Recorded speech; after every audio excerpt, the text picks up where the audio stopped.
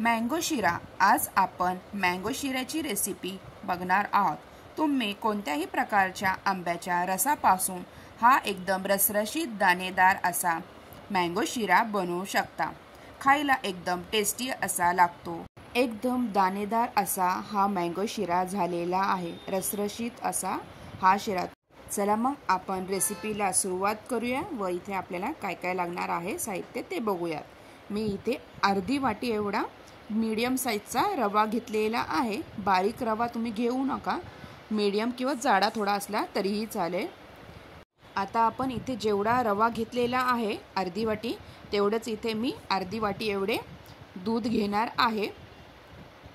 आता त्यामध्ये आपल्याला 1.5 वाटी एवढं पाणी टाकायचे आहे। अर्धी वाटी दूध व 1.5 वाटी मी इथे पाणी ॲड केलेले आहे। आता हे आपल्याला गॅसवर गरम करायला ठेवायचे आहे। तोपर्यंत आपण एका साइडला पॅन ठेवून त्यामध्ये मी अर्धी वाटी एवढे साजूक तूप घेतलेले आहे।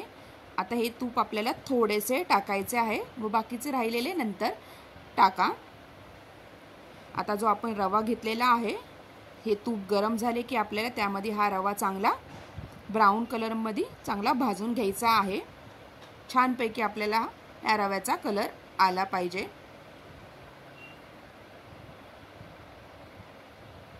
पाच 10 मिनिटं हा रवा मी चांगला ब्राऊन असा कलर छानपैकी कलर येतोपर्यंत खमंग असा हा रवा भाजून घेणार आहे।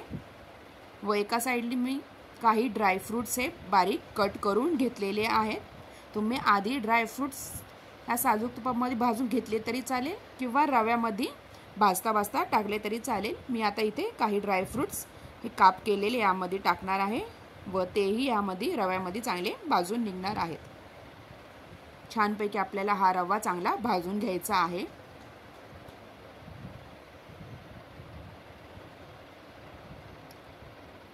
एकदम खमंग असा हा मँगो शिरा खायला टेस्टी लागतो। आता हे छान तूपही सुटलेले आहे व आपला हा रवा चांगला भाजत आलेला आहे।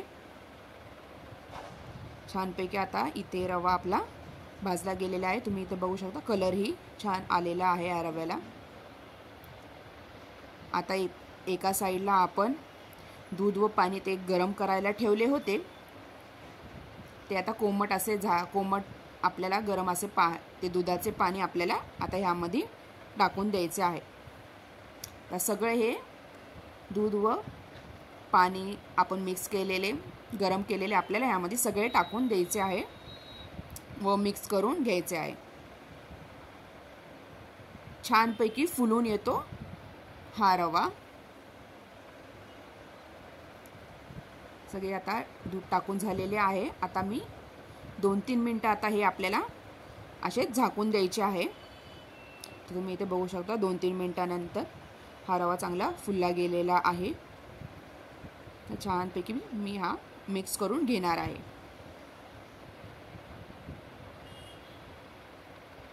एकदम मोकळा असा हा आपला रवा झालेला आहे इथे। व इथे मी अर्धी वाटी एवढा हापूस आंब्याचा रस काढून घेतलेला आहे। इथे तुम्ही कोणताही आंब्याचा रस घेतला तरीही चालेल। तो मिक्सरमधनं मी अर्धी वाटी एवढा रस, एक आंब्याचा पूर्ण रस हा मिक्सरमधनं बारीक करून घेतलेला आहे। इथं एवढा झालेला आहे। आता हा आपल्याला रस यामध्ये टाकायचा आहे व चांगले मिक्स करून घ्यायचे आहे। छानपैकी आपल्याला या शिऱ्यामध्ये पूर्ण मिक्स करून घेणार आहे मी आता हे। आता इथे आंब्याचा रस टाकल्यानंतर पूर्ण मिक्स केल्यानंतर आता हा रवा आपला थोडासा ओलसर होणार आहे। छानपैकी हा शिरा आपला एकदम मँगो मध्ये मिक्स होणार आहे।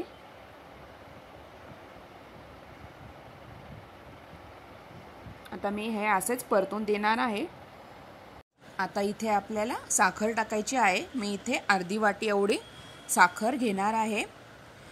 आंब्यालाच त्याचा थोडासा गोडवा असतो, त्यामुळे इथे साखर आपल्याला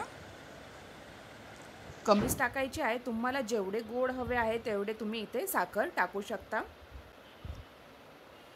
आता साखर टाकल्यानंतर चांगले मिक्स करून घ्यायचे आहे। व इथे मी थोडेसे मीठ चिमूटभर एवढे व 1 चमचा एवढी सुंठ विलायचीची पावडर छानपैकी आता हे मिक्स करून घेणार आहे। तर साखर टाकल्यानंतर साखर पूर्ण वितळल्यानंतर अजून थोडासा हा ओलसर होणार आहे। तर छान मिक्स करून झाल्यानंतर आपल्याला हे असेच परतून घ्यायचे आहे व 5 ते 10 मिनिटं हा शिरा मी झाकण लावून ठेवणार आहे। तर झाकण ठेवायचे आहे 5 मिनिटं 10 मिनिटं आपल्याला हे असेच छानपैकी असा रसरशीत आपला इथे शिरा झालेला आहे। साखरही पूर्ण मिक्स झालेली आहे।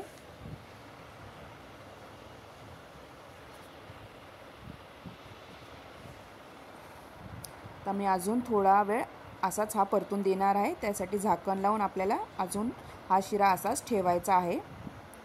तर मोकळा असा आपला शिरा झालेला आहे। तूपही साईडनी सुटलेले आहे शिराला, तुम्ही बघू शकता तुप्पट असा हा शिरा मस्तपैकी झालेला आहे। इथे तुम्हाला तूप जेवढे तुम्हाला वापरायचं आहे तेवढे तुम्ही वापरू शकता, कमीही करू शकता तूप अर्धी वाटीच्या ऐवजी। तर थोडेसे तूप जे होते ते मी वरतून अजून हे तूप थोडेसे टाकणार आहे, राहिलेले सगळे नाही टाकले मी, थोडेसे तूप टाकणार आहे व मिक्स करून घेणार आहे। अशा प्रकारे इथे आपला मँगो शिरा एकदम रसरशीत असा मँगो शिरा रेडी झालेला आहे। तुम्हाला माझी ही रेसिपी कशी वाटली नक्की कमेंटद्वारा कळवा व माझ्या चॅनलला लाईक, शेअर आणि सबस्क्राईब करायला विसरू नका। आता प्लेटिंग करणार आहे मी या शिऱ्याची। एका बाउलमध्ये हा शिरा टाकलेला आहे व ताटामध्ये काढून घेतलेला आहे व मँगोच्या काही फोडी मी या शिरावर ठेवणार आहे। मस्तपैकी आपला इथे शिरा रेडी झालेला आहे। हा व्हिडिओ तुम्ही शेवटपर्यंत बघितल्याबद्दल तुम्हा सगळ्यांचे धन्यवाद। जर तुम्ही माझ्या चॅनलवर नवीन असाल तर प्लीज चॅनलला सबस्क्राईब करा व बेल आयकॉनवर क्लिक करा, जेणेकरून तुम्हाला माझ्या नवीन रेसिपीचे नोटिफिकेशन येत राहील। धन्यवाद। पुन्हा भेटूया नवीन रेसिपीसोबत। Bye bye.